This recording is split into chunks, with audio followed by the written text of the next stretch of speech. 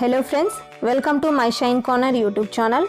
ఈ వీడియోలో శారీ ఫాల్ని ఎలా తడపాలి, ఐరన్ అవసరం లేకుండా ఎలా ఆరబెట్టాలి మొదలైన విషయాల గురించి తెలుసుకుందాం.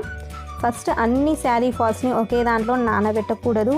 కలర్ వైజ్గా డివైడ్ చేసుకొని మడతల మీదుగా ఇలా సపరేట్గా నానబెట్టుకోవాలి. సో నేను ఇక్కడ బ్లూ, పర్పుల్, రెడ్, గ్రీన్ కలర్స్ని నానబెట్టుతున్నాను. ఇలా మనం బాగా నానబెట్టిన తర్వాత కొద్దిగా కలర్ షేడ్ అవుతుంది. సో ఒక 20 మినిట్స్ అలాగే వదిలేయాలి. ఒక 20 మినిట్స్ తర్వాత మనం ఇలా చెక్ చేసుకొని వీటిని పిండుకోవాలి. మనం పిండేటప్పుడు కూడా క్లాత్ని క్రాస్గా సాగదీసేలాగా లాగకూడదు. ఎప్పుడూ మనం స్ట్రైట్గానే క్లాత్ని లాగాలి లేదా స్ట్రైట్గా చేతులతో అనుకోవాలి. అది ఎలా అంటే జస్ట్ ఇలా ఫాల్ని తీసుకొని ఇలా అనుకోవాలి, ఎందుకంటే వాటర్ లోపలికి పోయాయో లేదో తెలుస్తుంది. నెక్స్ట్ మనం ఇలా ఫోల్డ్ చేసుకొని నీటినంతా పిండేయాలి. ఇలా గనక మనం నీటిని పిండకుండా డైరెక్ట్గా ఆరేస్తే ఆ వాటర్ అనేది ఎడ్జెస్ కింద, అంచుల కింద వచ్చి అంచులు అనేవి సాగుతాయి. కాబట్టి మనం వీటిని పిండినాకనే ఆరవేయాలి. సో అన్ని ఫాల్స్ని ఇదే విధంగా మనం ఫోల్డ్ చేసి వాటర్ని పిండేసి ఆరేస్తాము. మనం గనక ఫాల్ని డైరెక్ట్గా శారీకి స్టిచ్ చేసుకుంటే ఒక 2-3 ఉతుకులు తర్వాత శారీ ఫాల్ కలర్ షేడ్ అవుతుంది, అలాగే సింక్ అవుతుంది. సో సింక్ అవ్వడం వల్ల శారీ కింద వైపు ముడతలు వచ్చేస్తాయి. అప్పుడు చూడటానికి కూడా బాగుండదు.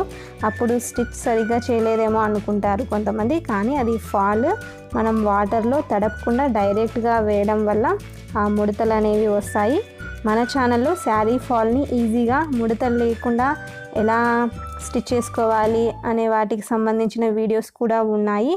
అవి కూడా మీకు ఇంట్రెస్ట్ ఉంటే ఒకసారి చూసేయండి.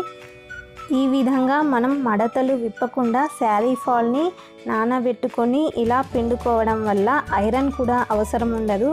అదే మనం ఫాల్ని అంతా విప్పేసి నీళ్ళలో నానేస్తే అవన్నీ ముడతలు వచ్చి ఐరన్ చేయాల్సి వస్తుంది. అదే మనం ఇలా ఫోల్డింగ్ పైనే నానబెట్టి అంటే నీళ్ళల్లో వేసి ఒక 20 మినిట్స్ తర్వాత పిండుకొని ఆరేస్తే ముడతలు కూడా అస్సలు ఉండవు. ఫాల్ డైరెక్ట్గా శారీకి అటాచ్ చేయొచ్చు. శారీ స్టిచ్ చేసిన తర్వాత వాష్ చేసినా కూడా ఎక్కడ మనకి శారీ ఫాల్ అనేది సింక్ అవ్వదు. ఎందుకంటే మనం ఇలా అనుకుంటాం చేతి వేళ్ళతో, ఇక్కడే మనకి ముడతలు అనేవి వెళ్ళిపోతాయి. సో ఇలా అన్ని ఫాల్స్ని అనుకున్న తర్వాత బాగా గాలికి లేదా ఎండకి ఆరవేయాలి. ఎండలో అయితే ఒక 10 నిమిషాలు, నీడలో అయితే ఒక 15 నిమిషాల్లో ఆరిపోతాయి. గోడ మీద, డోర్స్ మీద లేదా తాడు పైన లేదా ఇలా మంచం పైన అయినా ఆరేసుకోవచ్చు.